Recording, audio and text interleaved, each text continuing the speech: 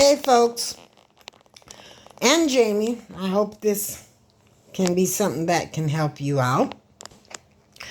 I am going to show you, you can see I have different things up here, a recipe for doing several different things. You're going to start out with wanting to keep away the flu and colds during flu and cold season. What you're going to do for that is this plant here.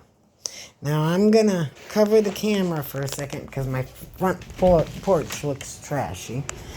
I'm going to take you outside and I'm going to show you what plantain looks like in your yard.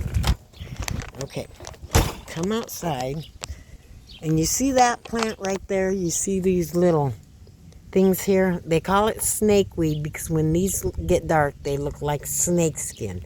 But this is your plantain.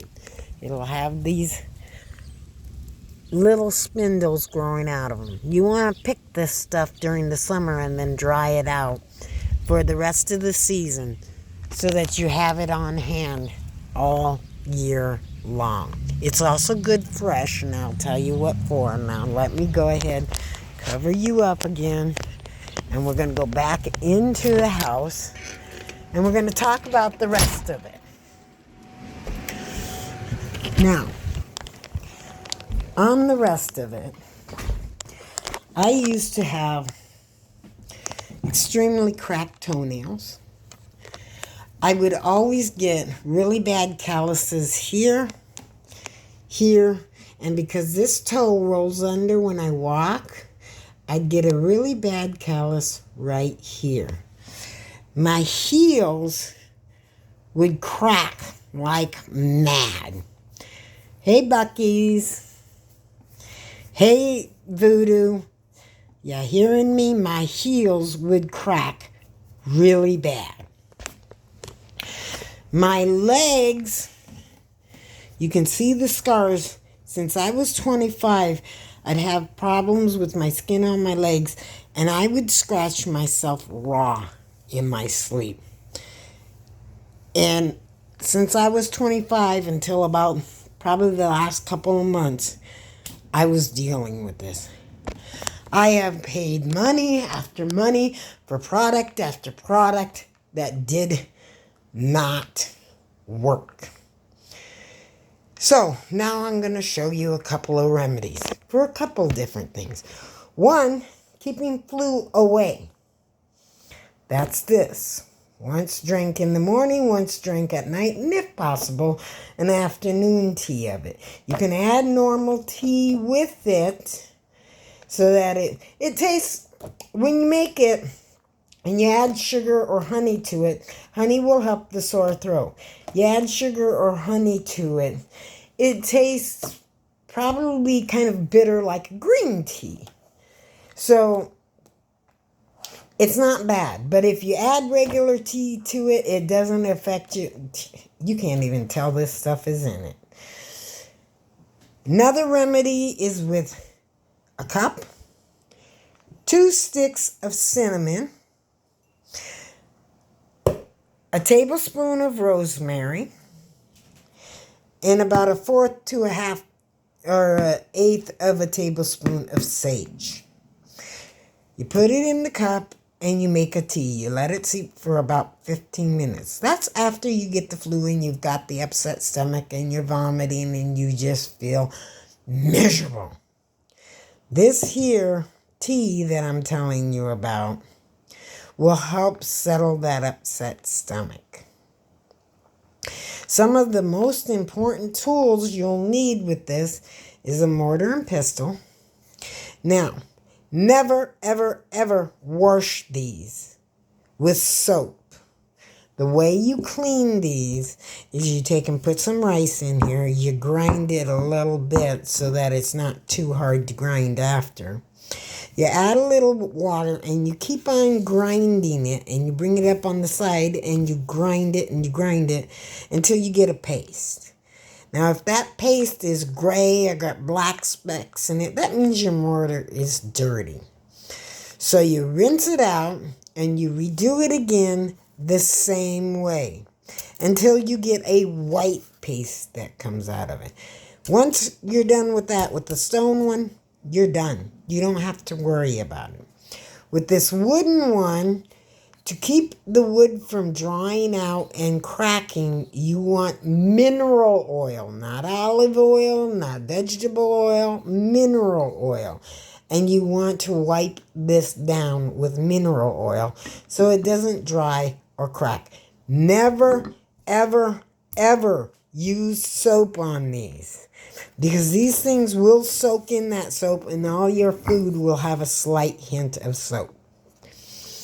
Now the last recipe is going to help with the skin. You're going to want 3 tablespoons of this. You're going to want a tablespoon of this. And you're going to want a tablespoon of this ground up dry leaves, or 5 leaves approximately. You're going to want to grind your herbs for any one of these recipes in your mortar and pestle. You're going to want to grind them. That'll release more of the properties of this. You're going to put it into a cup like this, and you're going to fill it about to there with water. And then you're going to put it in the microwave for 3 minutes. You're then going to mix it. You're going to put it in a bucket like this. And then you're going to add cool or warm water until the temperature is to what you want it. And you're going to mix that up. But when you pour this into here, you're going to want a sieve to sieve it out so that you don't get leaves and stuff in it. Before you put your feet in, if you got the problems with your legs, or like I've got it on top of my head, I get a big dry spot. It used to be about like so big. It's now about so big.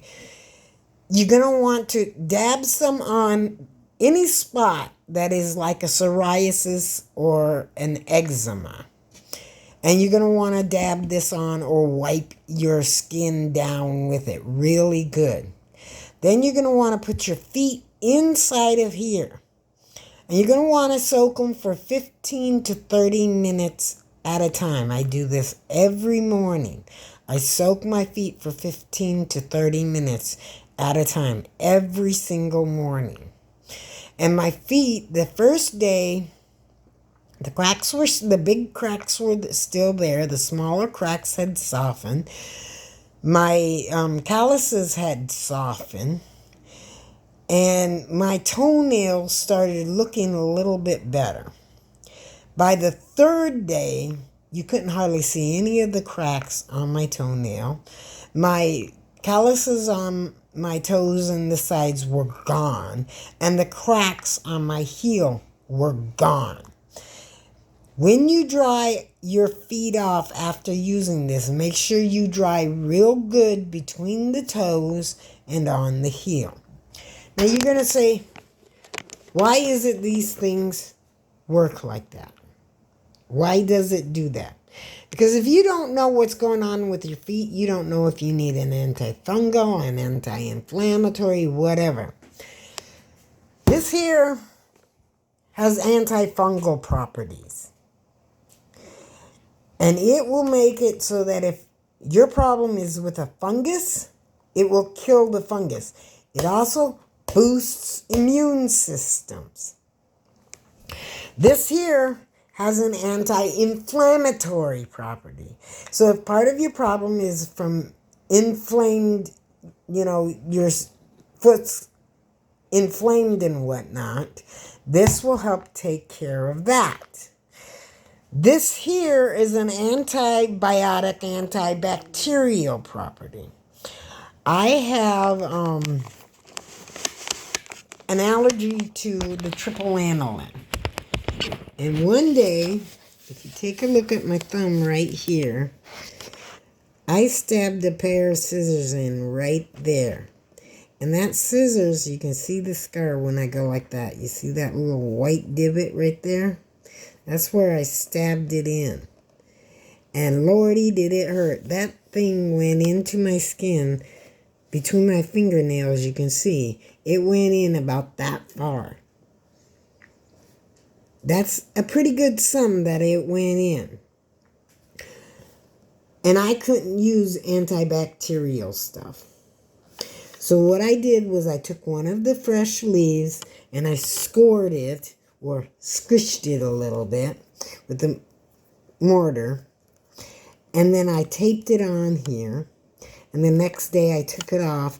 And the cut there was healed good enough that if I wanted to take the plantain off and leave it off, as long as I didn't try to open any jars or use that hand, it would have been fine. The third day, so I put the plantain back on it. By the third day, I could take the plantain off. I could open jars. I could use my hand any way I wanted to, as long as it wasn't like extremely strenuous. And it would not open back up, so it was pretty much so healed. That thing healed real quickly. The other thing that this stuff will also do is if you've got any kind of cut or anything, like I said, you can put it onto them and it will help heal the cuts. But if you have not had your tetanus shots in 20 years like with me, and you step on a rusty nail and it's Sunday, oh crap, and you can't get to your doctor, my foot, I took a picture of it for my doctor. My foot was swollen up, I'd say about a half a size to a full size bigger than what it is right now. And it was this foot. So I took a picture of it to show my doctor. I mean, that thing was just puffy little piggy looking foot. I took some of this in a tea and in really warm water, and I soaked that foot in that, and then my foot went back down to this. So the next day when I got to the doctor to get the tetanus shot, my foot looked normal, and my doctor didn't believe me until I pulled up the picture of my foot before. And I showed him this, and I showed him the actual leaf from the plant and told him what I did. And he was surprised. He was shocked and surprised. That can help you in so many ways. This here, if you're an asthmatic, part of the reason why you want to take this if you've got the flu or cold is because it opens your bronchioles. If you're an asthmatic, carry a pouch of this all the time. Carry a pouch of this at all times. Yes, a cop might end up thinking that it's pot, but all he needs to do is open up the bag and smell it, and you can smell it's sage. Or even carry a sage jar of it, one of those small little jars that are about this size. Carry one of these jars like that full of sage. Use this the same way you would use coffee. You make a tea out of it and you drink it, and it opens your bronchioles. So it'll help you with breathing if you're an asthmatic and your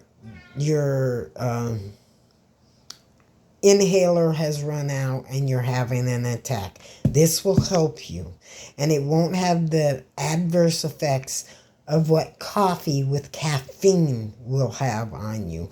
This will help you, and you won't be jittery, and you won't be awake. You'll be able to sleep. It'll open them bronchioles up. Just don't, if you're an asthmatic, don't be drinking this, and then if you live somewhere where it's winter, go outside without a scarf over your mouth to keep the cold air from getting in, because it will be painful if you don't put a scarf on. Because them bronchioles are like, hey, I'm open, I'm ready to take anything. And it's going to inhale a whole bunch of that cold air. So put a scarf on in the winter. So I'm hoping this will help some people. Hopefully Hopefully somebody will get some relief or some help from what I'm showing you here. I have showed you the plant in its natural state. I have showed you a picture of the plant. Another thing for all of you people that you might... Did you see the name of this book? It's the best herbal book I've found. Go get this. And it's really, really not that expensive. I think you can find it online, and usually with a used bookstore, you can find it for $5-10. I mean, it's hardly nothing at all. It will give you all kinds of remedies. It'll give you a table, a chart on what the different remedies are for, how to use them. Now this says woman's health, but it also helps. It gives you remedies for pregnancy. It gives you remedies for impotency. It gives both. It's more of a family complete herbal book, not just a woman's complete herbal book. I think it says woman's complete herbal book because it's a woman who usually takes care of the sick family. This will give you everything that you need to know about that. Now, it will not. You might want to get a second book that will help you with telling you how to make the herbal oils or the herbal pastes or the herbal creams and the different things like that, because this does not tell you how to do that. There are other books out there that will tell you how to do that, but this one won't. So this is the main one for your different herbs, because first of all, as you can see, it gives you pictures of real life pictures of what herb you're talking about, what herb you're looking for. Real life pictures and different herbs. You might want to look for a book that has the poisonous counterparts to a lot of these.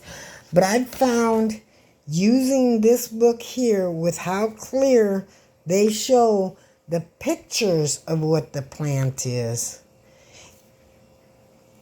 you are not going to go finding yourself the poisonous alternative, which has a totally different look than these do. It may look slightly like this, but basically it looks totally different.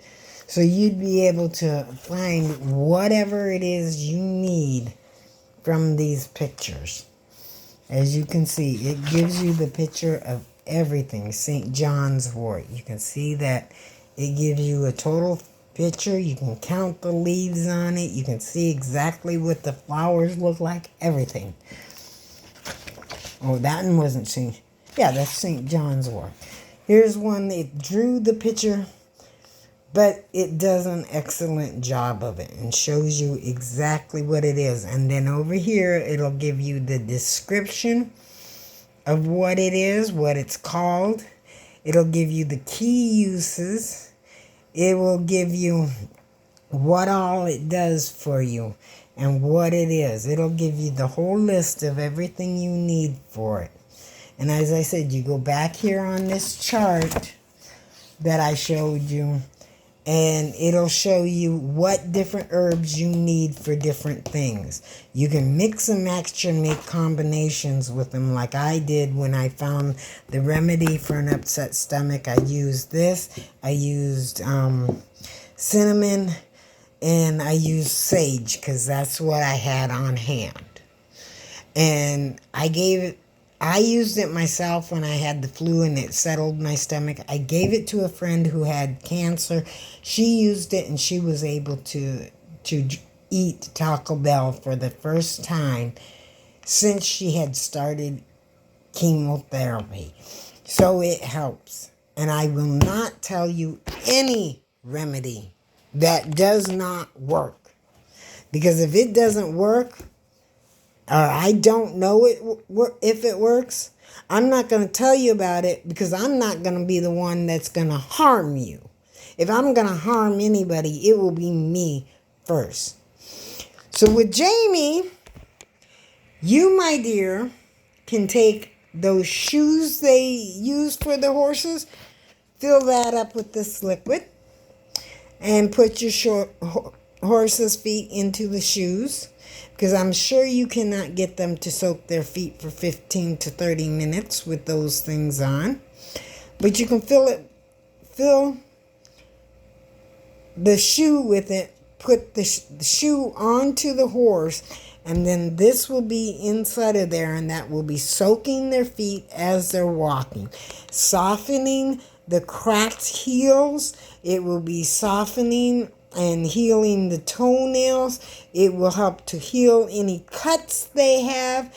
It will help them out in many, many ways. It will boost the immunity in their feet. It'll do them a lot of good.